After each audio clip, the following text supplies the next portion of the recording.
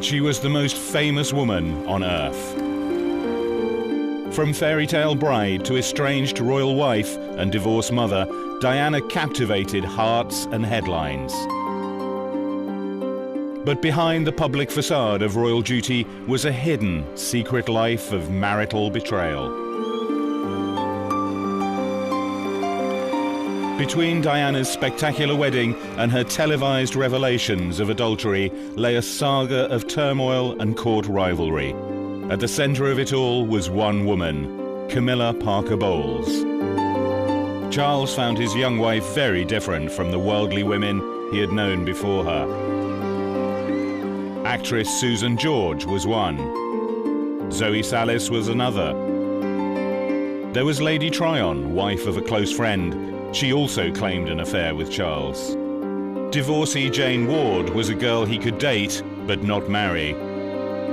Diana seemed perfect, but proved vengeful, capable of performing her royal duties while plotting to undermine her husband. The aristocratic Diana had grown into a beguiling teenager by her engagement in 1981. She linked her Spencer dynasty to the royal house of Windsor, but by the time of her father's death, 11 years later, her marriage had entered its terminal phase. Charles's enduring love for Camilla and Diana's consequent affairs tore apart the royal couple.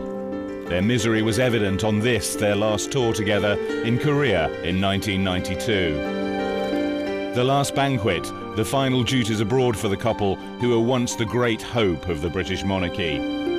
They lived separate lives. Diana took comfort from other men, including a bodyguard, just 5 years after her dream wedding. She had a long affair with a cavalry officer, the only adulterous relationship she ever admitted in public. There was an intense closeness with an old friend. A private phone call was secretly taped and became known as Squidgygate. She was linked to a famous rugby player and blamed for the end of his marriage. She fell in love with a married art dealer and plagued his home with hundreds of silent phone calls. After her divorce, she wanted to marry a heart surgeon. And finally, there was a summer romance with a playboy, which ended with their tragic deaths. Despite her affairs, this is the Diana people prefer to remember, the Princess of Wales, a woman with inimitable style and charm. She was the jewel in the crown, one of the royal family's greatest assets. After her marriage failed, Diana looked for different directions in her life. Ladies and gentlemen, I'm immensely proud to be here in New York tonight with you all. She became an international campaigner against landmines.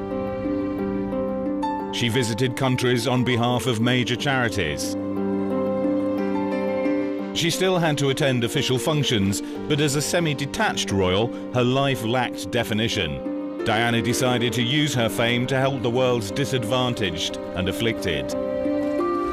In December 1995 in New York, she won the Humanitarian of the Year award for her charity work.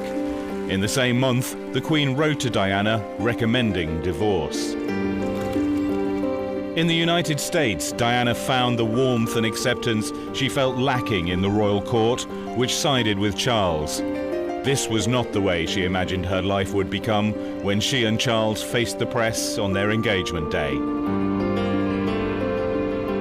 Diana later said, "At the age of 19, you always think you're prepared for everything, and you think you have knowledge of what's coming ahead." She scarcely understood Charles's complex personality. He was a Cambridge graduate. She left school at 16. He'd had torrid romances, some with married women. She had no previous lovers. Charles was 12 years her senior. Diana was almost a child. This nearly mirrored the age gap between Diana's parents when they married. Her father was 30, her mother just 18. Diana's mother, Frances, seen here with baby Diana, shocked society by leaving home and family for another man. I think that Diana's mother could be described as hot-headed and strong-willed. And indeed, she proved that, really, by running off with the second husband, Peter Shand Kidd, at a time when this was very unusual behaviour. You might have mistresses, lovers, etc., but you stuck with the family and stuck together.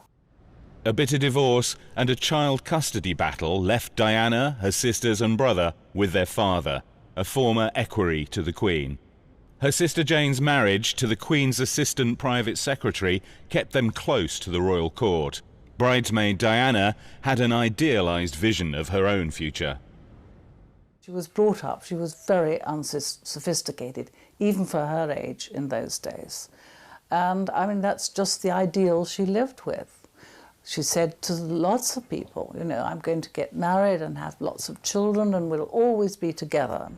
Diana, who failed her school exams, became a kindergarten assistant in London. She met Charles, then dating her sister Sarah, at the family's ancestral home, Althorpe. I'm sort of met in a ploughed field. Slightly previous to that, but I know. And what did you think then? What was your instant impression, both of you? What did you think about Lady Diana? Well, I remember thinking what a very jolly and amusing and attractive 16-year-old she was. And, I mean, great fun, and bouncy and full of life and everything. And I don't know what you thought of me. Pretty amazing. The press chased Diana during her brief courtship with Charles. They were convinced that at last he had found his future bride. Very few previous girls had been serious contenders. Davina Sheffield was presumed suitable, but her romance with Charles ended when a past affair was revealed. Respectable Jane Wellesley, a duke's daughter, was an early favourite with the Bachelor Prince. After he left university, he was very uptight. He was very worried about getting caught with his trousers down. In those days, he was very dutiful about doing all the right things, being the Prince of Wales, not in besmirching the family reputation in any way. And so he's highly nervous about even approaching girls. So it had to be the other way round. And any woman who could actually grab him by the scruff of the neck and drag him into the bedroom was going to win every time. Charles had a select circle of friends who also enjoyed his favourite sports, hunting, skiing and polo. It was through polo that Charles met the woman who would dominate his life. She was then dating one of his closest friends. Camilla Shand was from the county set, not noble enough to marry a prince in the early 70s, but discreet enough to be a lover. She had an earthiness he found irresistible. The polo fields around Windsor were just filled with these girls who were absolutely desperate to get into bed with Prince Charles. But the only people that he really looked at were the girls who were a bit unusual. And certainly Camilla was one of those. And she turned up wearing a pair of jeans held up with a safety pin, and her hair was all over the place. And there was that magnetic attraction. But duty intervened, and Charles's naval career beckoned. After a brief and heady affair, he left Camilla for the high seas. With Charles gone, she resumed her long-time romance with Army officer Andrew Parker Bowles, marrying him in 1973.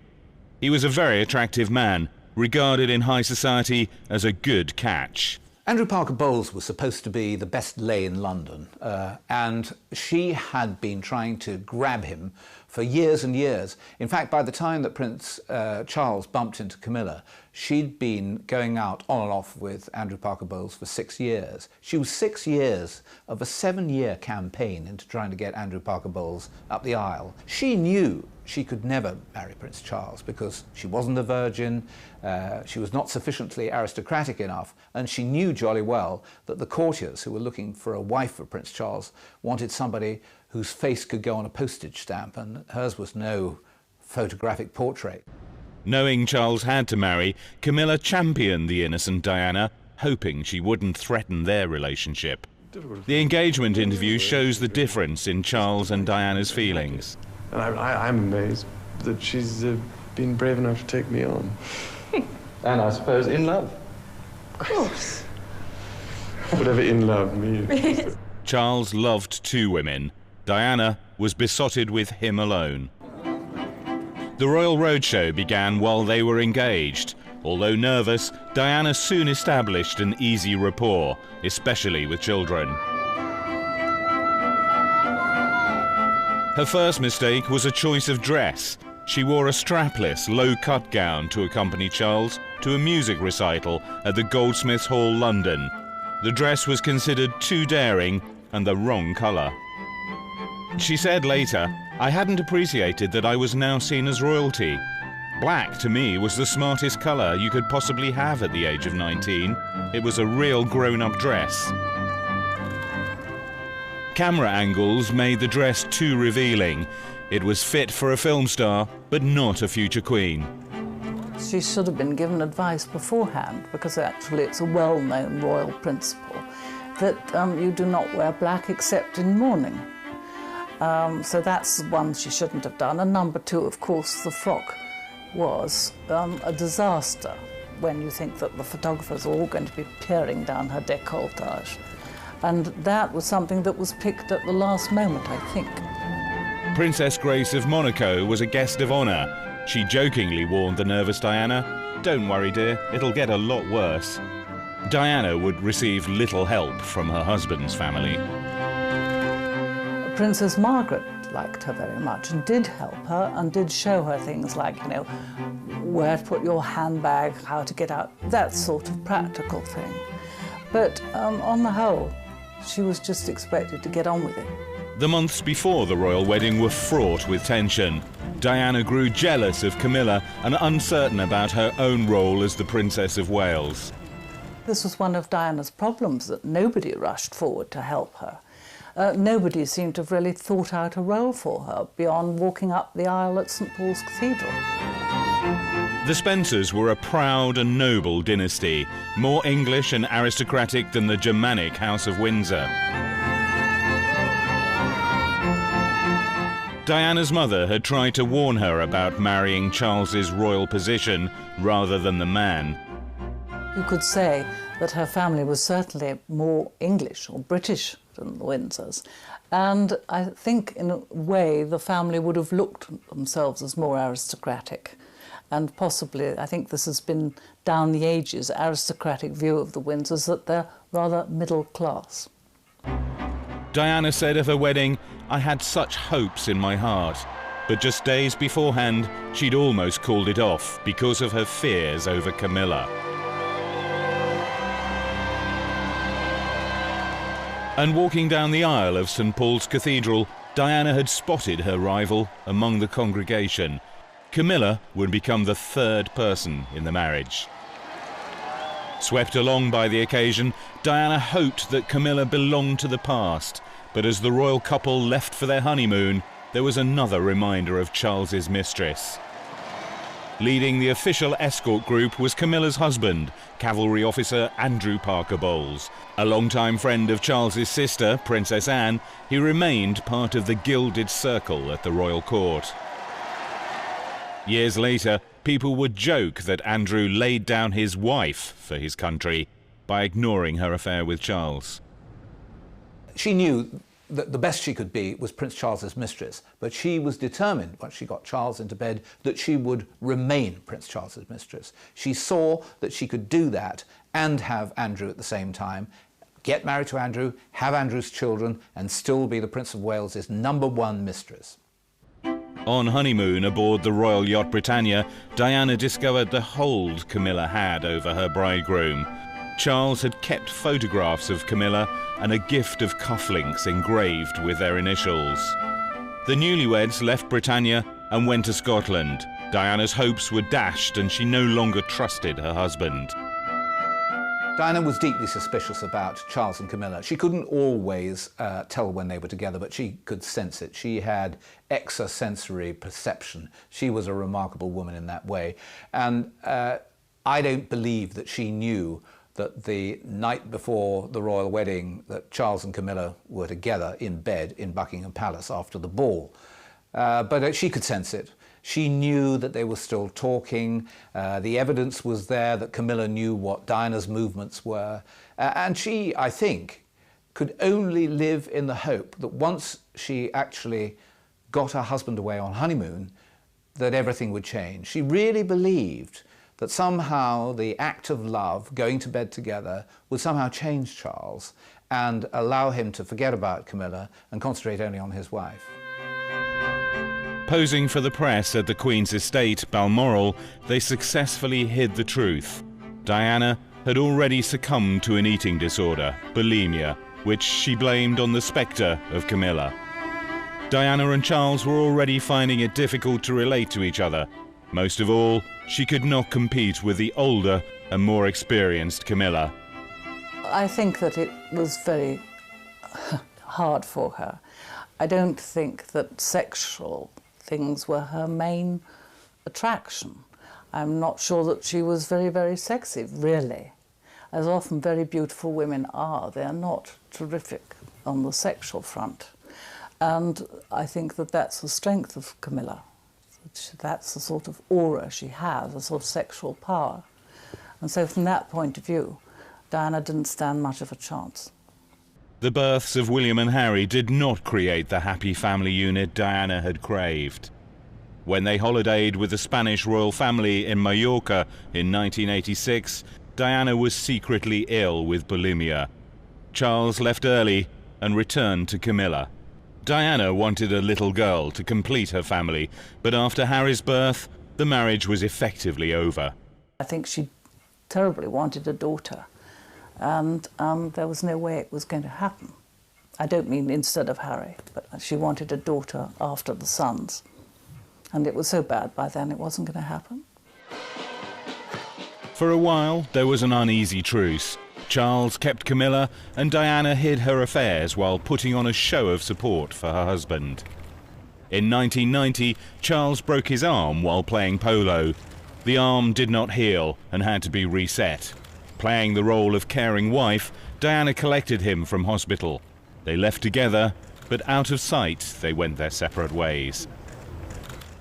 Well, of course, this sort of thing, dates of when relationships happen, is very difficult. You're not behind the curtains, you're not under the bed. I think that by the time Prince Harry was born, it was very difficult already. The coolness between the couple was noticed.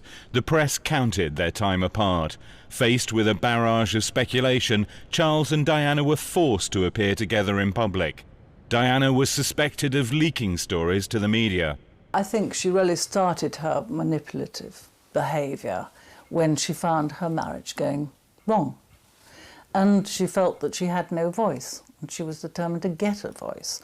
And the only way she could really get back on the Charles and Camilla situation was to promote herself, which she was very good at. In the early years, the couple worked well together. Diana said, "We were a good team." Her radiant beauty captivated people around the world, such as here in Australia. At first, Charles was proud of her, and there are telling glimpses of his affection. But the diffident prince became jealous of his superstar wife. Diana learned that the cameras picked up every nuance of her style and expression. Using that knowledge, she signalled her displeasure with Charles in a skillfully timed missed kiss. I think Diana became the wife from hell. I think, in fact, when they got married, they really loved each other, and he said that quite often. Do you know, there was a time when we were very much in love, and that, although brief, that was so. Camilla came back into Charles's life in the mid-80s, when he claimed his marriage had irretrievably broken down. Their secret affair bolstered his fragile ego. Her role as his lover and confidant was known only to trusted friends. The great thing about Camilla was that nobody really knew anything about her. The people who were immediately around Charles knew that he'd been seeing Camilla, both when she was a single woman and also when she was a married woman. The thing was that the press had no idea that for all those years he was having an adulterous relationship with a woman he was in love with. Diana changed all that. There were carefully placed stories in the press portraying her rival in a bad light. The media was soon on the trail.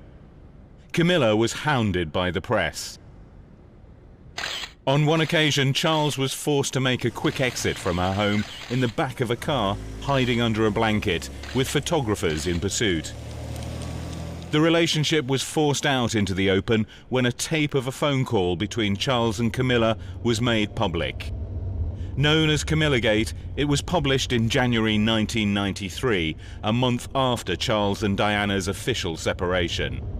It justified all Diana's suspicions. In often embarrassing terms, it revealed the depth of the lovers' intimacy. Jag tycker it's feeling away now. I can't bear a Sunday night without you. It's like that program Start the Week. I can't start the week without you. I fill up your tank.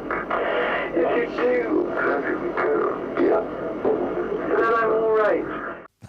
I think Diana loved it. She had the most wonderful time roaring, reading out sections of the Camillagate tapes over the breakfast table at Kensington Palace. She had a field day because her husband had been so pompous, so determined that she was in the wrong and that he was in the right. And here was a moment when he was caught with his trousers down. What a fool he looked. And the things that he said made him look even more foolish. Diana just was absolutely beside herself with laughter.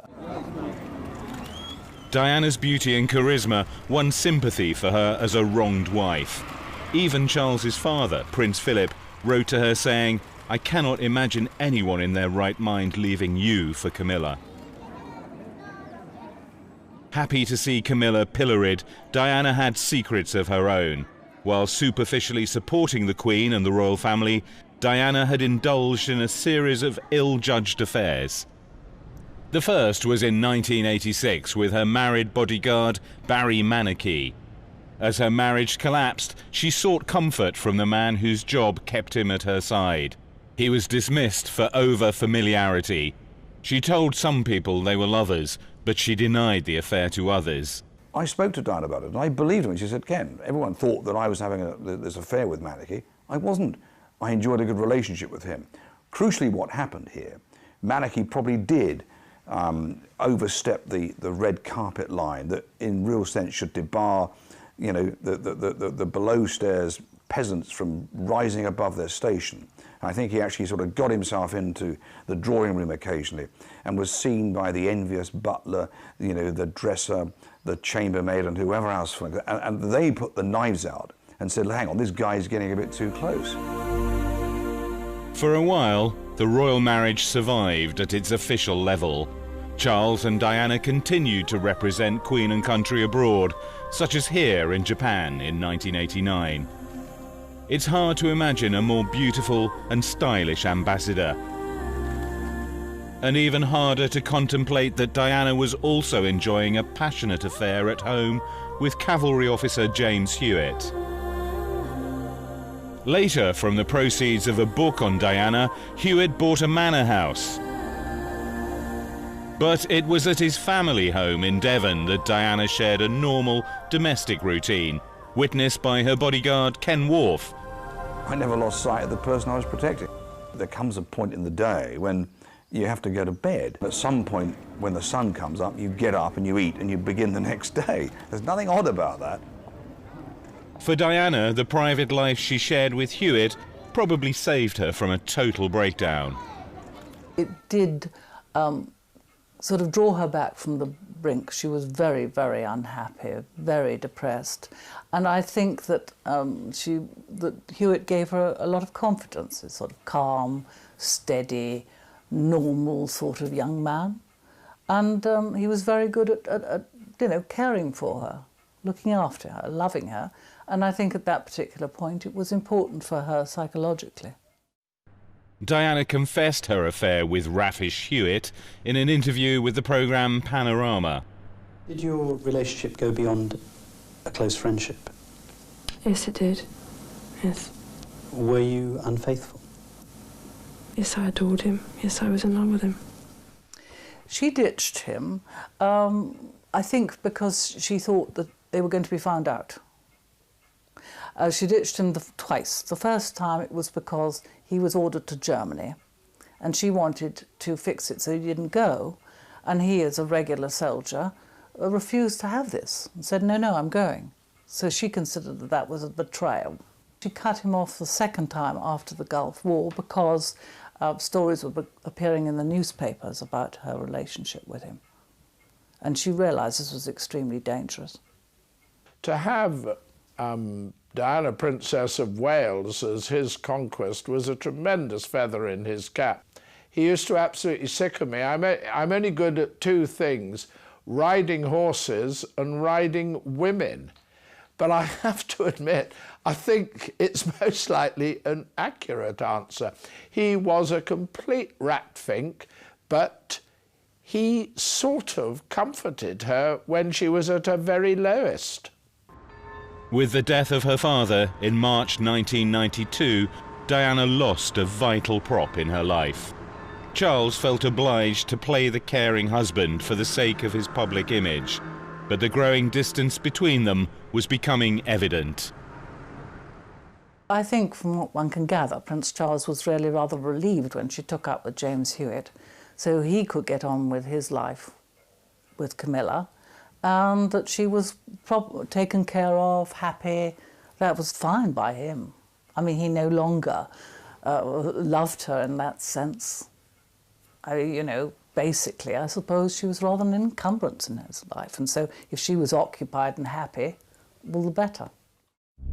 The end of the Hewitt affair tipped the balance. Diana sought vengeance on her husband by cooperating with a sensational biography. She pretended to have no connection with it and continued her duties on this hospice visit.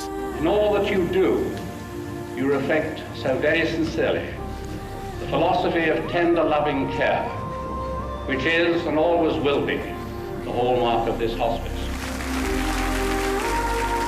The Morton book shattered the fairy tale of Charles and Diana.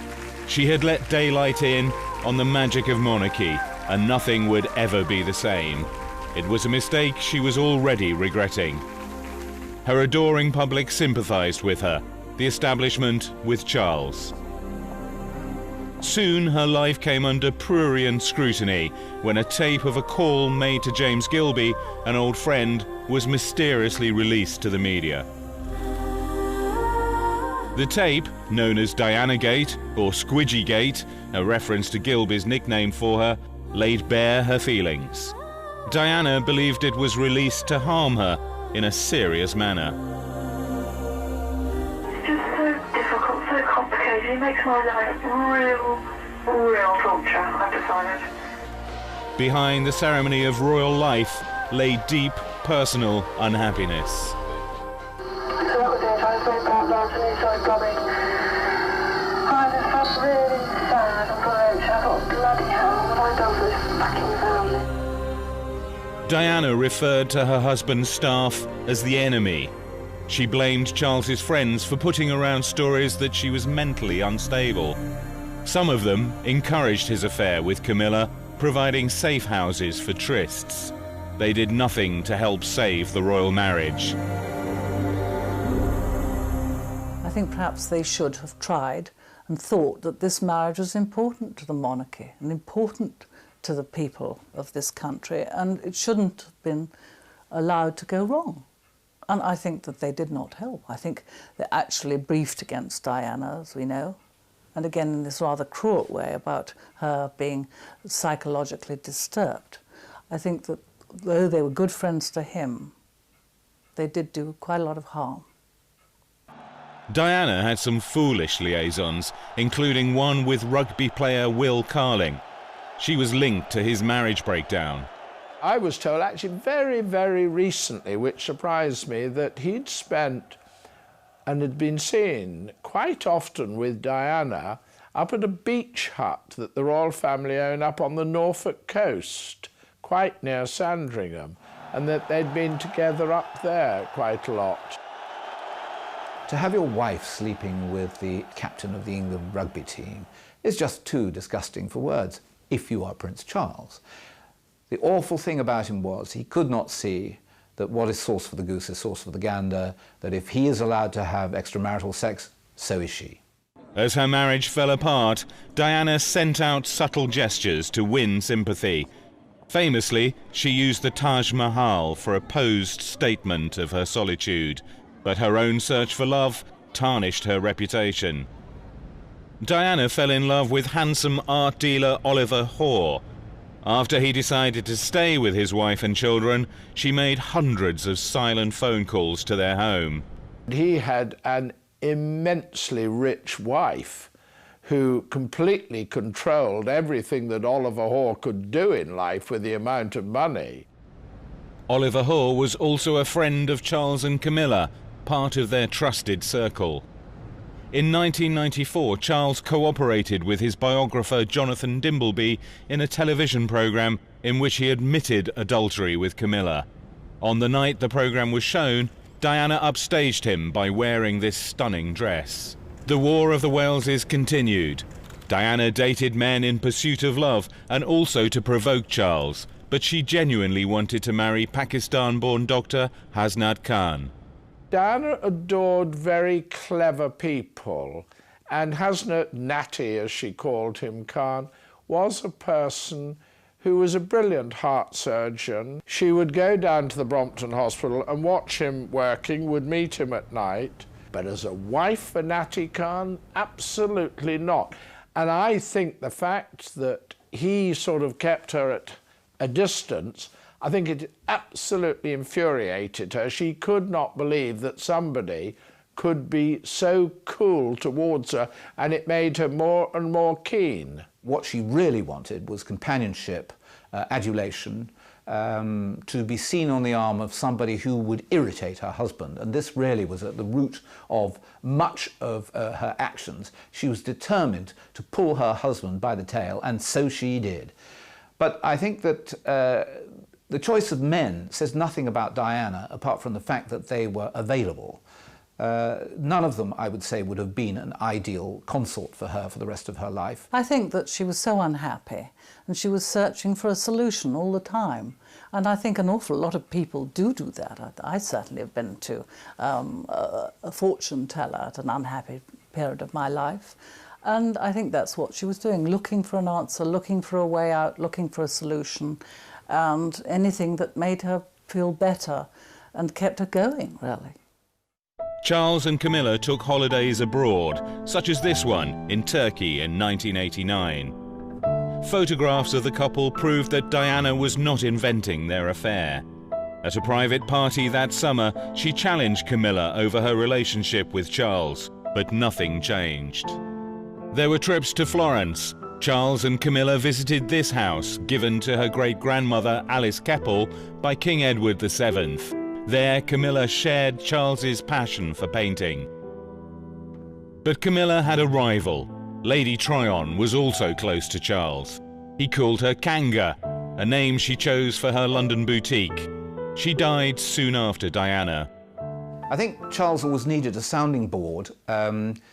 He needed to talk to people who he could trust but weren't part of the royal entourage. And so therefore, I think that with those girls that he remained friendly with, I think particularly of Lady Tryon, that he would be able to go to her and say, look, I've got a problem and, can you help me? Or, he would be able to ask advice, and whether he listened to advice, I think we know that he doesn't listen to advice, but at least he would be able to ask it. Perfect.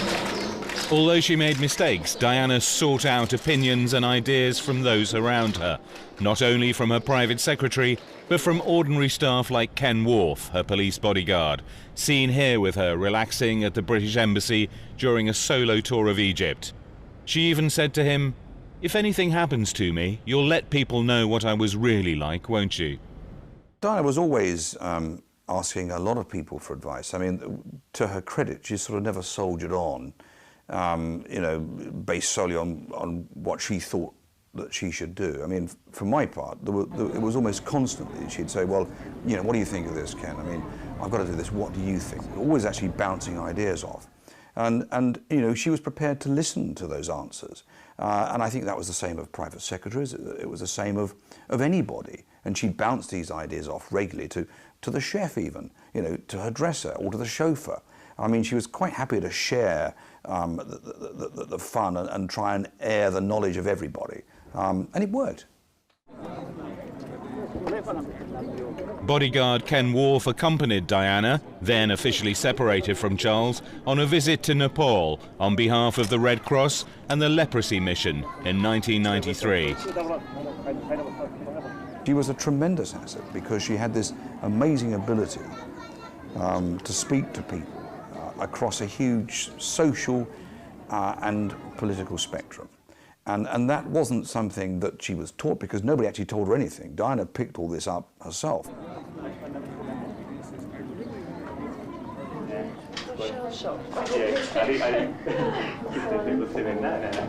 Diana had a connection with the ill and suffering. No other royal had this special gift. In touching leprosy patients, Diana lifted taboos, just as she had done earlier with AIDS sufferers. This was one of her greatest achievements. He just keeps going. So that's his pattern for 9 months. He's just had his hand put as well. He's just started exercises last month. This hand's all right.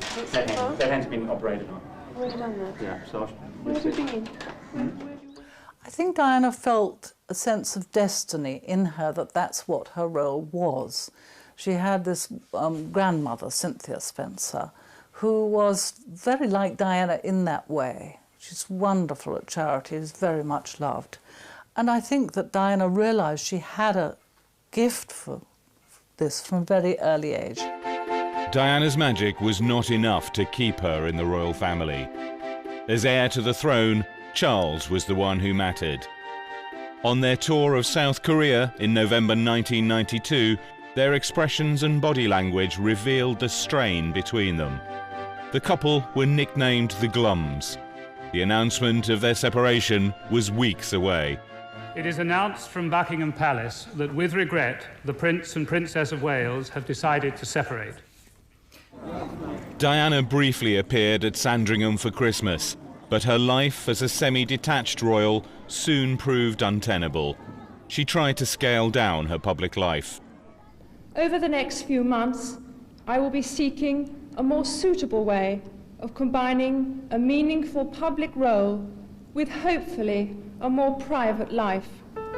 Press intrusion had forced her decision.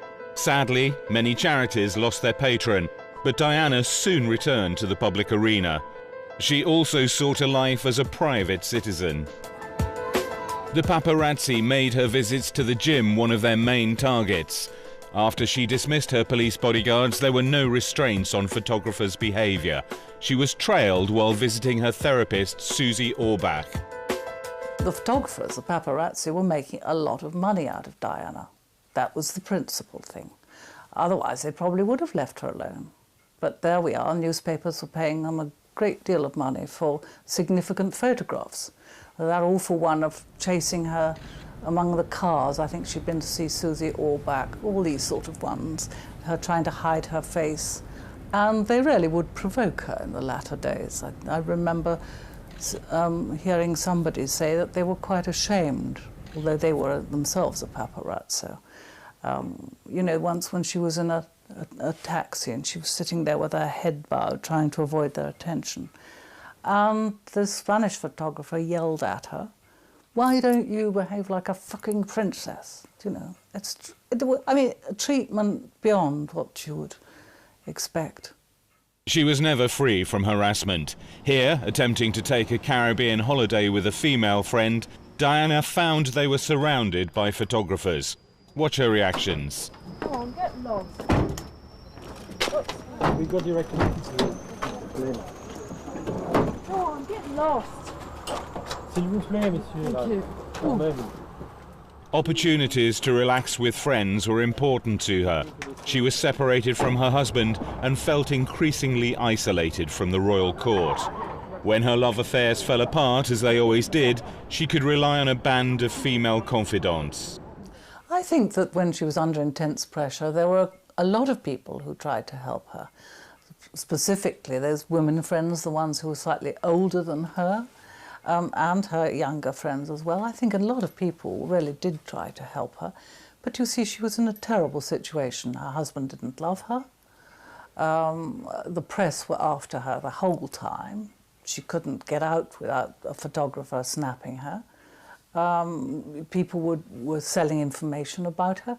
It's a frightful world to live in. Camilla's life also fell under media scrutiny. Tougher than Diana, she showed a more robust approach to the press. Watch her reaction. Hello. I'll wield my bullwhip at you in a minute. Promises, promises. The year after Charles's admission of adultery, Diana took part in the television programme Panorama. Do you think Mrs. Parker Bowles was a factor in the breakdown of your marriage? Well, there were 3 of us in this marriage, so it was a bit crowded. Diana also questioned Charles's suitability for kingship. The Queen had to draw a line under the impossible situation between her son and his estranged wife. In doing so, she went against Diana's wishes. I don't want a divorce, but obviously we need clarity on a situation that has been of enormous discussion over the last 3 years in particular. So all I say to that is that I await my husband's decision of which way we are all going to go. The crowds loved Diana. The establishment supported Charles. The Queen's intervention was not popular, but the War of the Waleses had polarised the country. I think the Queen was quite right to insist on a divorce because the situation had become so appalling in terms of public relations for the monarchy and privately for the children that really only a break could help. I think it was the only answer by then. With the divorce, Diana lost the title Her Royal Highness, along with many of the privileges of royalty. Without the palace's smooth machinery to make arrangements, she had to rely on her friends. A financial settlement of £17 million did not fully compensate for the loss of her royal status. I think that the Queen, in that sort of traditional way of hers, thought that after the divorce, Diana was no longer a member of the royal family. She shouldn't have the title HRH, which absolutely signifies being a member of the royal family. She was now a celebrity in her own right, adored around the world. Her warmth and spontaneity ensured massive public support wherever she went. I can't get ahead of everyone's way. Cast aside by British high society, Diana searched other cultures for personal fulfilment. She had visited Pakistan in 1991 and returned shortly before she died to raise money for a cancer hospital. She admired much about the people she met. She was attracted, I think, by the sort of solid family values that she saw in Muslim countries. I think that was one of the principal things. Diana cast off her old life symbolically by selling her dresses for charity. Among the lots was the dress she wore the night Charles admitted his affair with Camilla. The auction at Christie's, New York, raised £3.5 million. For you, sir. A new life and a new wardrobe for the new world. Diana reinvented her image with considerable skill. Although she was a woman alone, she still had the allure of royalty. Added to that was her glamour and a delightfully flirtatious manner. This was the Diana Americans loved, a powerful woman with celebrity appeal. I think Diana felt very much at home in America, where women really, perhaps not so much now, but certainly used to be powerful as compared with how they are in Europe. And they have much better life experience than European women. They're not supposed to sit behind the curtains being a good mother. So I think Diana would certainly identify with that, and she had a lot of close, important American friends. Ladies and gentlemen, I'm immensely proud to be here in New York tonight with you all. Among the impressive figures Diana met in the USA was Henry Kissinger, who called her a princess in her own right, who aligned herself with the ill, the suffering and the downtrodden. Winning the Humanitarian of the Year award was a huge achievement, but it didn't prevent her divorce, and it didn't gain for Diana the role of roving ambassador that she wanted. I think she was a wonderful ambassador. I can't think of anybody who would have been better, because not only was she wonderfully photogenic, but she was empathetic. She had this terrific gift with people from high and low. I mean, prime ministers, presidents, office cleaners would just melt in her company. And she had this terrific gift of being able to convey caring, human and personal warmth. In January 1997, Diana visited Angola to raise awareness of landmines. This didn't please the establishment in Britain. Her detractors called her a loose cannon. Diana defended her actions. 3, firing. Virginia, I'm only trying to highlight a problem that's going on all around the world. Diana and Charles shared custody of their sons, but family events were rare. William's confirmation in May 1997 was the last time they were all seen together. She faced a lonely summer in London. Her boys were with Charles. The Hasnat Khan affair had ended. She was ready for fresh adventures and a new romance. The whole of August, she was going to be on her own. She got no arrangement. She was facing an entire month, sitting at Kensington Palace, clicking her heels, the loneliest woman in the world.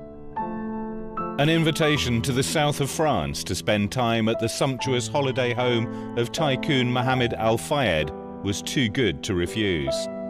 There she fell for Dodi Fayed, the son of her Egyptian-born Muslim host. It would be a controversial affair, and people had mixed feelings about Dodi.